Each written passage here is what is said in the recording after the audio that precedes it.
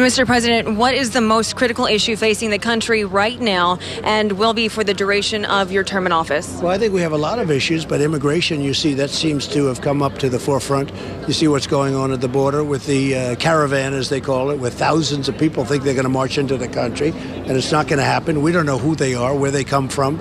We don't know anything about them, and we're not going to let it happen. So immigration, certainly. And the other one is healthcare, to me, is very important. And we've done a great job. We got rid of the individual mandate, which was a killer. And people, that was really the worst part of anything in terms of health care. Nobody's ever seen anything like it, where you pay for the privilege of not having to pay for bad health care. So we've done a real job on health care. But I think right now, if you look, immigration is so important because we need borders. We have to have a country. Without borders, you don't have a country. Several people that were involved in the event. Cleanup efforts are part of the rules. That is something that's going to be happening supposedly today, where people are going to show up with trash bags and cleaning up the streets. People we talked to say that this is actually a really good idea because it's actually going to end up cleaning the streets up even more than what it looked like before the event last night. Now, we do know that a 13-year-old girl apparently did get injured during this event, and fire crews were called to come in to assist, but because it was so dangerous here, they couldn't find the caller, and they couldn't even find the girl. So, of course,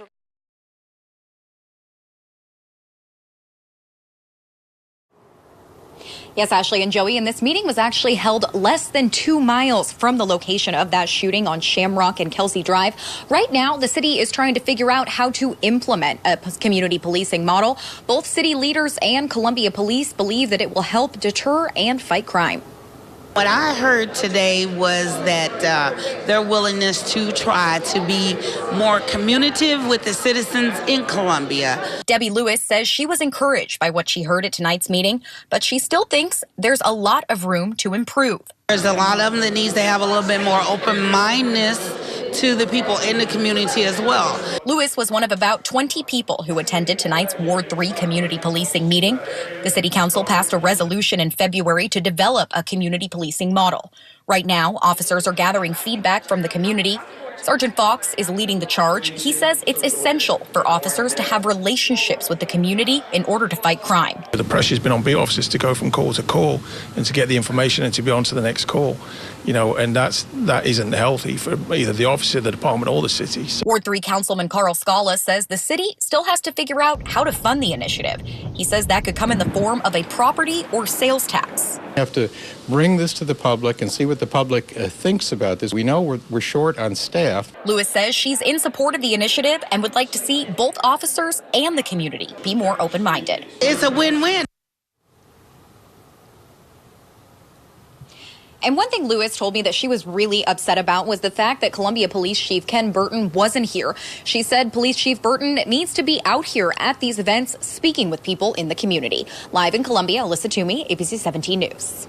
Ashley, between now and the end of November, there were several home burglaries. In fact, there were 16 in Columbia. And if you're thinking about heading out at the end of this week, there are several ways you can keep your home safe and secure. If you're taking a trip out of town for the holidays, you don't want to make a burglar thankful for the opportunity to take your things. Signal 88 Security, an off-campus student housing security service, says they are beefing up their patrols. A lot of people leaving the area and leaving homes unoccupied. It's just a matter of opportunity for the people that are breaking in. Law enforcement says burglars tend to make their move between noon and 1 or 5 and 8 p.m. If you're going out of town this holiday, CPD has some suggestions on how you can keep your house free from thieves. Make sure you lock the door and lock all the windows and your garage door. Keep it lit and keep it locked. Columbia police say a lit up home makes it less desirable to break into.